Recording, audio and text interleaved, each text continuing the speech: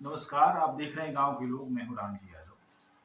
आज हम अपनी नेपाल यात्रा के पहले चरण में रुपईडीहा बॉर्डर पर से लगते हुए नेपालगंज के आसपास घूम रहे हैं। यह बांके जिला में पड़ता है और यहाँ हम एक गांव में आए हैं।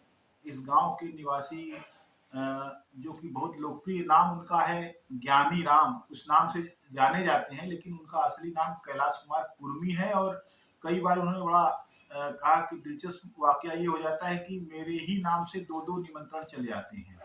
तो खैर, ये किसान हैं और इन्होंने अपना जीवन खेती किसानी में बिताया। और इनका जो बगीची है इनकी घर की, उसको देख के मन खुश हो गया। कई तरह के गुलाब और दूसरी तरह के पौधे उन्होंने लगाए हैं और इससे लगता है कि ये बहुत ही सुसंगठित तरीके से खेती करते हैं। आज हम उनसे मिलने वाले हैं। आपका स्वागत है बहुत बहुत कैलाश कुमार जी। आपके गांव का नाम क्या है?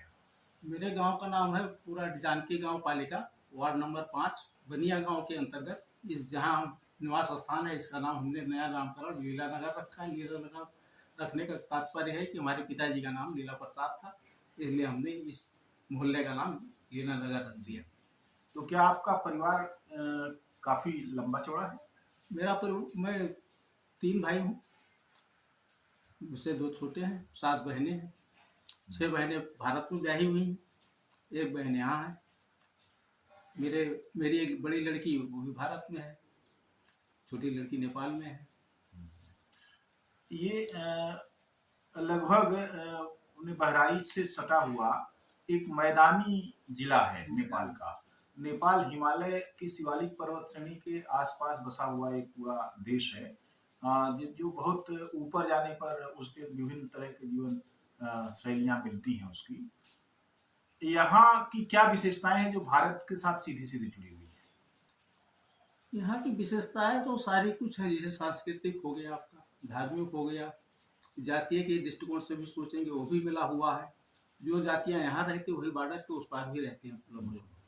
अब जो यहाँ माइग्रेट होकर के आए पहाड़ी मूल के लोग, उनका तो नहीं मिलता है। उनका तो मिलता है तो फिर उधर आजमगढ़ साइड में, जैसे मल्ल कम्युनिटी यहाँ है, तो वहाँ अपने बिरादरी भी मल्ले लिखते हैं आजमगढ़ साइड में। तो ऐसे है, कुछ मिलती जुलती हैं, लेकिन ज़्यादा जो भारतीय मूल के हैं उन्हीं लोगों की जातियाँ मिलती हैं नेपाल और भारत में। आप यहाँ कब से हैं? नेपाल में हमें रहते हुए लगभग 195 वर्ष हो गया। अच्छा, आपके पूर्वज मैंने लगभग 195 साल पहले यहाँ आए थे। किस जगह से आए होंगे? हम लोग उत्तर प्रदेश, बहराइच जिला, पखरपुर रोड से पूर्व 3 किलोमीटर पूर्व है थपरहा गाँव, जो गाँव अभी भी है, वहीं से आए हैं आप।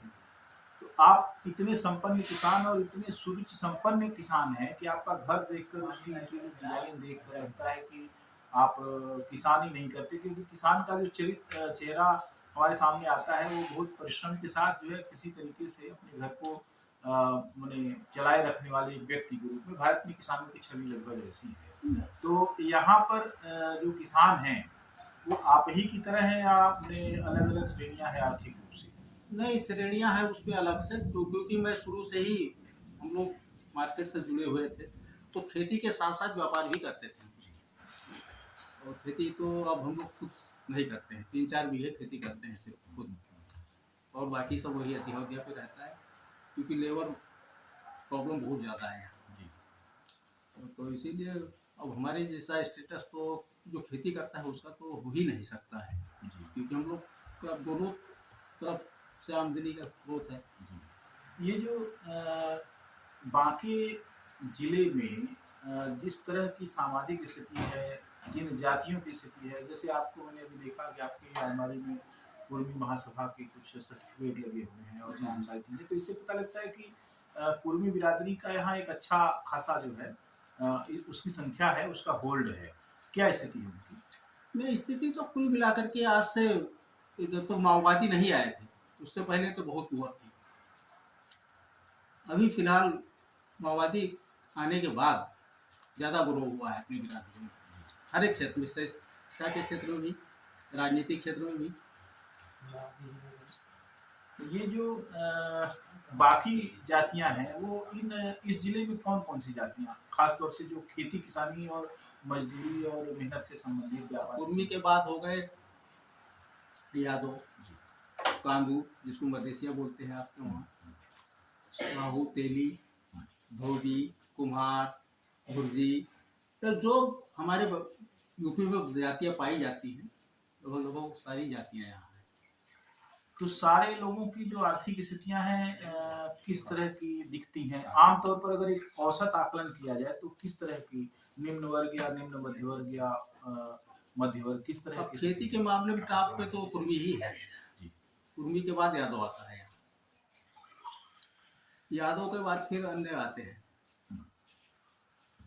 अभी तो कुछ जो माइग्रेट हुआ तो पहाड़ी वर्ग भी हो गया, यहाँ वो सेलिंग वेलिंग का जब चक्कर हुआ ना तो ज़्यादा लोगों ने जमीन बेच दिया। भारत में ये जातियां अन्य पिछड़ा वर्ग में परिगणित हैं, इसलिए कि वे शैक्षणिक रूप से और सामाजिक रूप से बहुत पिछड़ी रही हैं, आर्थिक रूप से भी काफी पिछड़ी रही हैं।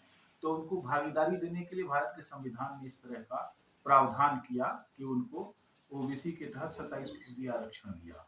और यहाँ क्या स्थिति है इन जातियों की? यहाँ ओबीसी के आरक्षण के लिए मांग चल रही थी पहले, अभी वो ठंडे बस्ते में चली गई है। यहाँ मेन मुद्दा है ओबीसी का नहीं है, यहाँ मेन मुद्दा है पहाड़ी और मधेसी का।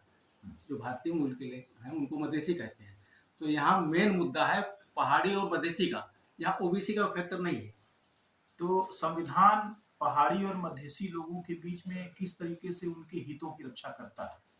जो सक्षम है उनके हितों की रक्षा ऑटोमेटिक सिस्टम में हो जाती है, लेकिन जैसे अभी पहाड़ी है, सरकार जितना प्रशासन तंत्र है उनमें पहाड़ियों का ही कब्जा है। आर्मी हो गया, पुलिस हो गया, जितने भी डीएम बनते हैं सारे पहाड़ी मूल के ही बनते हैं।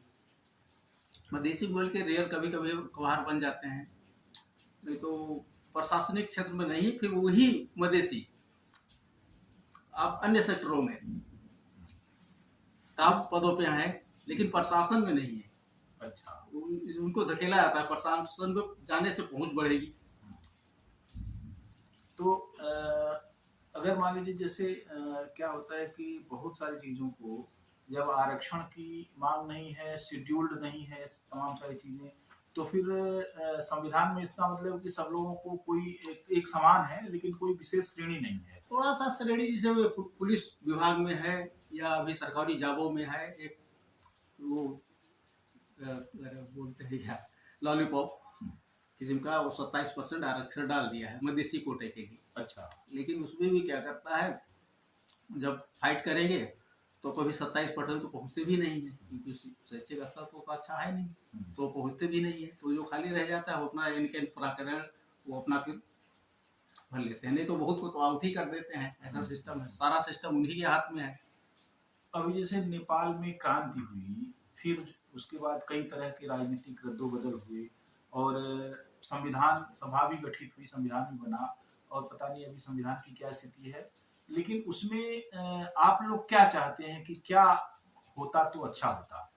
हम लोग संविधान तो यहाँ 2007 साल से लगभग आप 79 चल रहा है, लगभग 10 बार आंदोलन हो चुका है। 7 साल में आंदोलन हुआ, 17 साल में हुआ, 28 साल में हुआ, 36 में हुआ, 46 में हुआ, 52 में हुआ, 60 में हुआ, फिर ये 70 के आसपास में हुआ। यहाँ का विक्रम संवत है, और अभी भी आंदोलन के क्रम में फिर हम लोग मधेसी यहाँ का जाने वाला है। हम लोग का मांग है कि जो संविधान में जैसे हमारी जनसंख्या 50% वो बता रहे हैं, जबकि हम 49% से ज़्यादा है, तो हम लोग को डिमांड है जितना हमारी जनसंख्या उस हिसाब से हमारी हर एक क्षेत्र में भागीदारी हो, वो नहीं दे रहे हैं अभी, इसलिए फिर आंदोलन की तैयारी हो रही है लोगों नेपाल में। तो क्या संविधान सभा में मधेसियों की स्थिति है, मौजूदगी है? उतनी नहीं है जितनी होनी चाहिए।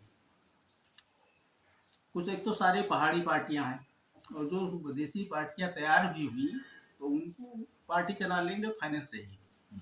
मधेसियों के पास तो फाइनेंस का उतना अच्छा व्यवस्था था नहीं, तो फिर इनके प्रकरण वो टूट टाट के पैसा से लेकर के इधर उधर करके वो फिर ठंडा हो जाता है। अभी मधेसियों के कौन कौन से नेता हैं जिनसे आप उम्मीद करते हैं कि आने वाले समय में वो एक अच्छी भूमिका निभाएंगे? अभी एक सीके राउत हैं, उन्हीं से उससे पहले वो चला रहे थे आपका, वही जो हमने बताया ना कि 49% 51% वाला जी। बेटा, वही उन तक गए। हाँ। पहले भूमिगत चला रहे थे, फिर ओपन में आ गए। अभी उन्होंने जनमत पार्टी का करके खोल लिया है, हाँ। तो वो लोग अभी फिर आंदोलन में जाने वाले हैं। तो जो मधेश के 2-3 दल हैं, एक जनता पार्टी समाजवादी है और एक और है, एक जनमत है, 3-4 पार्टियां हैं, तो लोग फिर मिलकर के आंदोलन में जाने वाले हैं। आपने बताया कि माओवादी आंदोलन ने काफी चीजों को मैंने सामंतशाही राणाशाही को परास्त किया और इस तरीके से जो किसान जातियां हैं उनके लिए सहूलियत पैदा की, उनके लिए मैंने संभावनाओं का द्वार खोला। क्या आपको लगता है कि समाजवादी क्रांति होने से इस देश में जो पिछड़ी जातियां हैं, जो मधेसियों का सवाल है, वो सब हल होगा या नहीं होगा? तो हल होगा। जैसे माओवादी आंदोलन हुआ उस क्रम में पहले जैसे हम बोल नहीं पाते थे, अपनी बात नहीं रख पाते थे टेबल पे, अभी तो हम बात रख रहे हैं ना। इतना तो हम माओवादी आंदोलन से फायदा हो। पहले ये चीज नहीं था, हम आंदोलन नहीं कर सकते थे, अपनी बात नहीं रख सकते थे। अभी तो यहाँ का सांसद भी हमसे नहीं बोल सकता है। यहाँ का सांसद वो भारत का सांसद नहीं है। यहाँ का सांसद या विधायक का समझ लीजिए वो स्तर नहीं है जो आप यहाँ है। सांसद का एक भोकाल नहीं मेंटेन होता है, वैसा नहीं है। सांसद से आप कभी मिल सकते हैं, मंत्री से भी कभी मिल सकते हैं। बहुत बहुत धन्यवाद। आपने नेपाल के राजनीतिक परिदृश्य के बारे में एक आकलन पेश किया, सामाजिक स्थितियों के बारे में बताया। हम आपसे मिलकर बहुत ही समृद्ध हुए इस ज्ञान से कि नेपाल में सामान्य जन किस तरीके से संघर्ष कर रहे हैं और उनके मुख्य कॉन्फ्लिक्ट क्या हैं, और आने वाली लड़ाई है संविधान में शामिल होने, संविधान सभा में शामिल होने और अपनी बात को, अपनी भागीदारी को कायम करने की, वो एक मुकाम तक जाएगी, ऐसा हमको उम्मीद है। बहुत बहुत